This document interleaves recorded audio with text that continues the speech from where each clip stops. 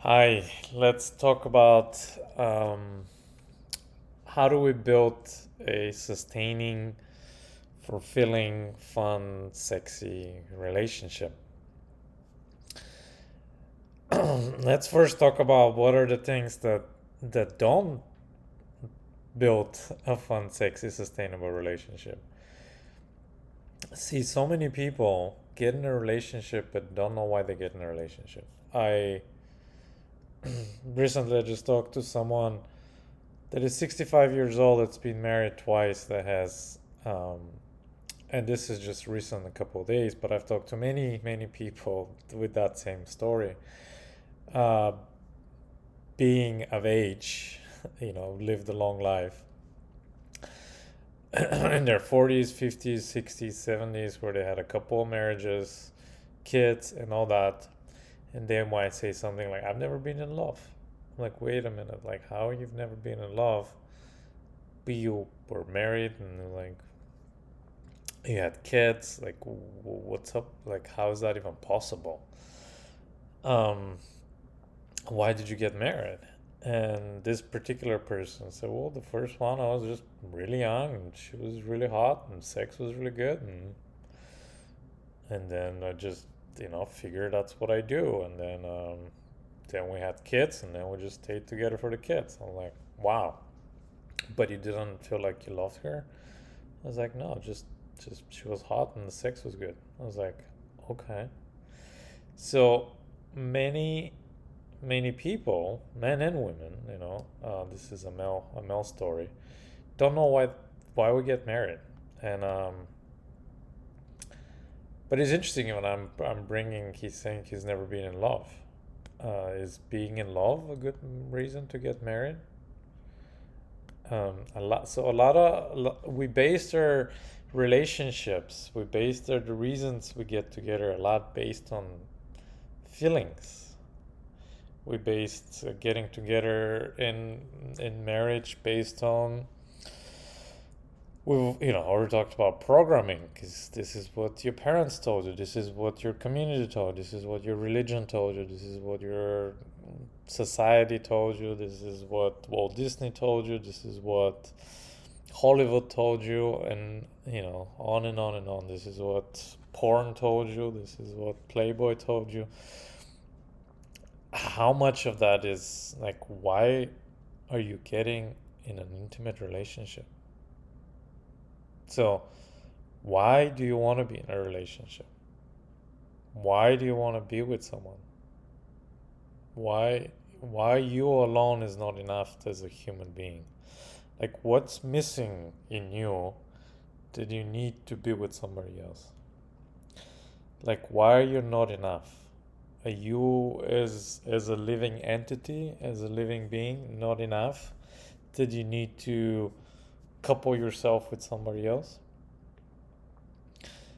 That you need to involve yourself so deeply.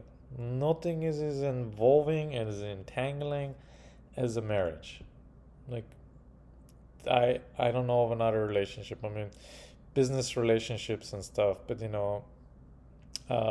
could be very entangling as well. But not as entangling as, because you don't go with your business partner unless your business partner is your spouse. You don't go to the same bed every night with your business partner. So why would you do that? Oh, because I love them. Oh, because it feels good to be with them. Oh, because the sex is good. I'm not saying that those things are not valid and shouldn't be considered and should be part of the equation, but is it enough? That's the question. So, and feelings, the problem with feelings, they're just like thoughts. We attached ourselves to our feelings. Like, we think our feelings are real. We think we are our feelings.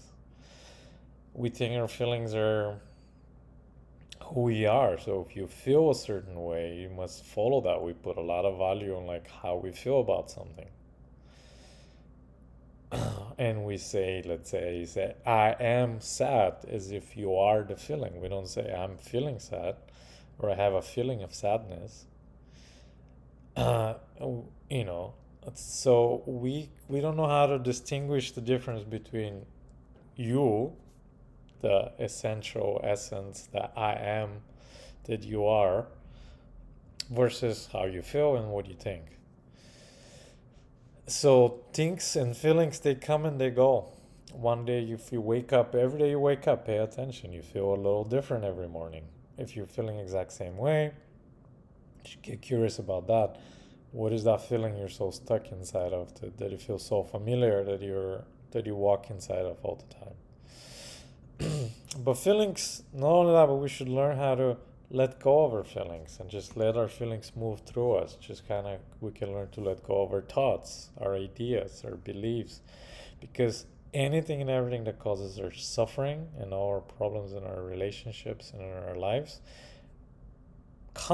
we can make the argument easily. I think we can make this argument that all of our suffering in our life and our relationships comes from the fact that we believe our thoughts and we believe our feelings. And if we don't, just ask yourself that question: how would I be? What would my life be like if I didn't believe my thoughts or feelings? And this is very general, but pick one feeling or one thought that you have. What would your life be like if I didn't have that thought or belief? Who would I be if we did a surgery on your brain and we could remove, you were not able to uh, think that thought or feel that feeling? What would your life be like? The problem with that, though, is we don't want to limit you in thinking, not be able to think. We want us to actually expand and be able to feel all the feelings, all the times. Feelings are not bad, thoughts are not bad. We want to be able to think for ourselves and make decisions and all that stuff. We want to be able to feel the magic and beauty of life and each moment of life. Problem is when we start grasping into those feelings and those thoughts and we start believing, we start identifying with them. People go around like, I'm depressed, and they're like, they advertise it as if it's something good. They identify with that, and they're like, this is who I am and this is how I am, and you should treat me a certain way because I'm this way. And I'm not denying anyone, if you're depressed, it's a real thing, it's a serious thing. You should deal with it. You should look at it. You should take all the help and support you need to get past that. I'm not saying that it's not a real thing. I'm saying is how much of that you identify with it. If you're like, oh, I'm feeling depressed, even just if you change that language of like, I'm feeling depressed versus I'm depressed, and you start getting, okay, well, how do I deal with this feeling? What support do I need? What can I do to change that? And you start getting, sorry, start getting the support to figure this out, you can get past it. Many people that get past their depression. But the more you identify with it, it'll be a lot harder to get past it. So, you with me so far? So, if we build a relationship based on feelings, which is something that is transitory, just moves and goes, then if you notice that the people you love the most are the people that you're the most frustrated with, the most angry with, the most disappointed by, which feeling is more real? The fact that you're angry with this person or the fact that you love them? Would you be as angry with them if you didn't love them? You see what I mean? These feelings, how we don't almost never get as angry to a stranger. Some people do. We can say that these people are emotionally unbalanced, but we never get as angry at some random stranger on the street than towards that are the closest to us. So which one's more real? me being angry with this person or me loving them? Which feeling do I believe? Which feeling do I value more? Which feeling do I take on? So if we get past these feelings and we change our relationship to our feelings and to our thoughts, then what do we build relationship on? And I want to say that we should build relationship on principles. What are your principles? What are your values? What do you value in life? What do you wanna be a stand for?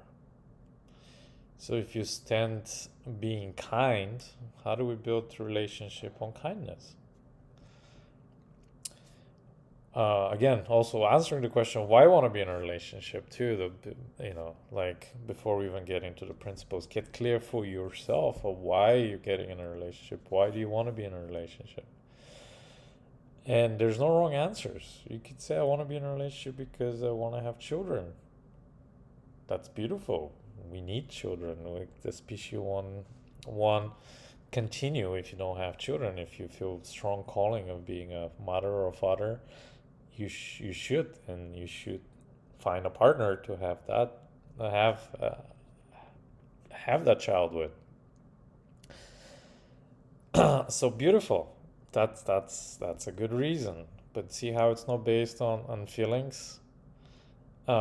Get clear, why do you want a child? A lot of people don't know why they want to have a child. They're just biology knocking on the door and they're having a child. Very few people have children consciously, right? Like I want to have a child because I want to raise the next generation. I want to raise better generation than the generation that I grew up in. I want to be of service in this way. So that's a valid reason. That's a good reason to be with someone. I want to be in a partnership because I want to practice a relationship as a spiritual practice. It's pretty obvious that you get faced with stuff in an intimate relationship that you don't get faced anywhere else in life. If you're just going with casual relationship, you probably would never face parts of yourself that will show up in a deeply intimate relationship. Some people like consciously goes like, I want to practice intimate relationship. I want my spiritual practice to be my intimate relationship. I want my sex to not just be for pleasure. I want my sex to be a meditation. I want my sex to be a spiritual practice. And I need someone to practice this with. And also, biology is also real. I'm not saying that you have the urge to have sex, to have a partner. That urge is real. I'm not saying that needs to be denied and not included. It's important that you love and you like your partner, and you. So I'm not saying that these things shouldn't be there, but I'm saying so let's build a relationship based on principles. So the principles is like I value being of service. I value growing myself. So I want to be in an intimate relationship to be of service to the world. I want to be in a relationship because I know the sum of our parts is greater than the total sum of us, right? Like 1 + 1 is that when we're two of us together, I could be better than who I'm. Like in an intimate relationship, 1 + 1 doesn't equal 2. 1 + 1 can equal infinity, right? We can help us reach the ultimate together.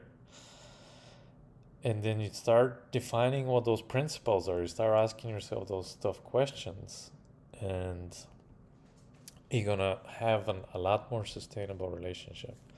And you could ask yourself the same questions around sex and intimacy and your values, and you build these relationships based on these principles, on these values, on these things that matter to both of you.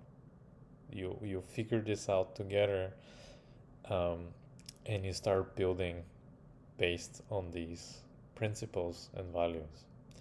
That will create a relationship that would be amazing. So you might meet someone that you have that you're really attracted to them. You pull like, and again, biology, chemistry, being next to them feels divine. Uh, just hugging them, you can snuggle for hours, the best sex of your life, whatever. And then you start having this conversation, you find out their value and principles are way different than yours. Should you go ahead and have a relationship with that person? Uh, and see these feelings, we can choose also. We have the ability to choose how we feel.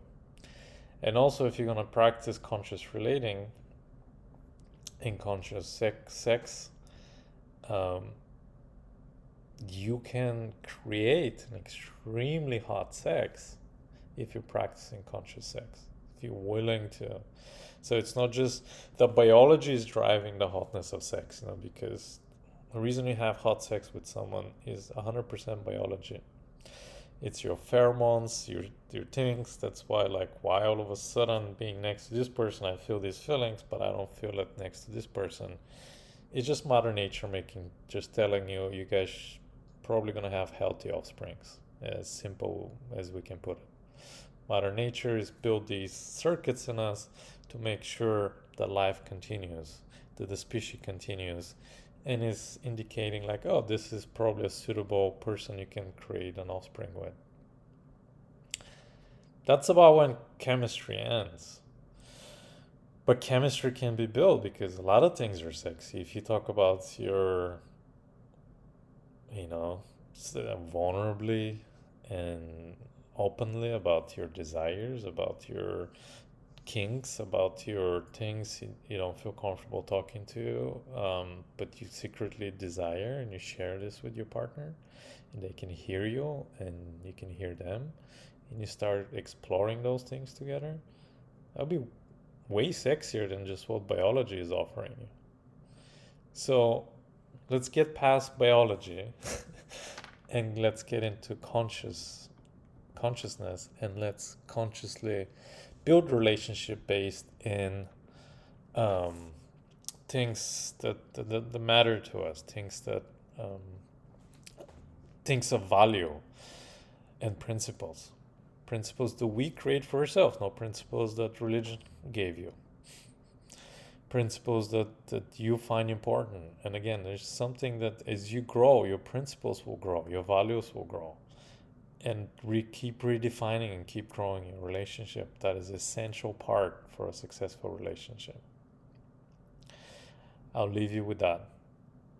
Just consider, are you making decisions in life? Just imagine, just like if you make decisions in business based on your feelings and emotions, that business will probably not be a very successful business.